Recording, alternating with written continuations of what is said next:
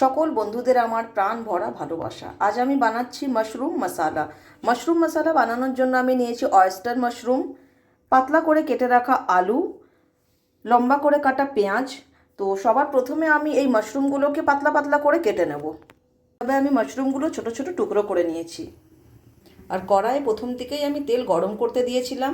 এর মধ্যে আমি সবার প্রথমে আলু ছেড়ে দেবো। আলুটা আমি কিছুক্ষণ ভালোভাবে ভেজে নেব।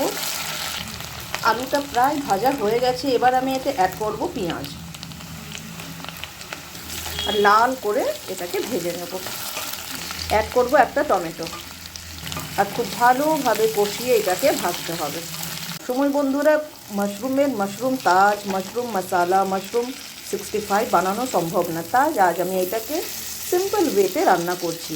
এটা ভালোভাবে কষে গেছে। এবার আমি এতে অ্যাড করব রসুন বাটা, পরিমাণ মতো হলুদ গুঁড়ো, সামান্য নর্মাল লঙ্কা গুঁড়ো, কালারের জন্য কাশ্মীরি রেড চিলি পাউডার, স্বাদ মতো নুন। আর বাঙালিদের রান্নাতে তো চিনি না হলে একটু জমে না, তাই একটু চিনি।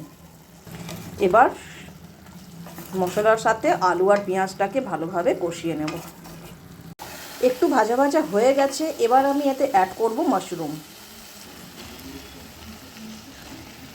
আর গ্যাসের ফ্লেম একদম কম করে এটাকে ঢেকে ঢেকে রান্না করব। সব কিছু বেশ ভালোভাবেই কষে গেছে। এবার আমি এতে একটু কাঁচা লঙ্কা কুচোনো অ্যাড করব, আর অ্যাড করব সামান্য পরিমাণ জল একদম সামান্য পরিমাণই অ্যাড করব, আর কিছুক্ষণ ঢেকে রান্না করব। নিন বন্ধুরা, একেবারে তৈরি আপনাদের জন্য গরম গরম মাশরুম মশালা। এবার চটপট করে রুটি দিয়ে খেয়ে ফেলুন আর জানান যে কেমন হয়েছে। যদি ভিডিওটি পছন্দ হয় তাহলে লাইক করুন, কমেন্ট করুন, শেয়ার করুন আর সাবস্ক্রাইব করুন। আবার দেখা হবে কিছু নতুন রান্নার সাথে।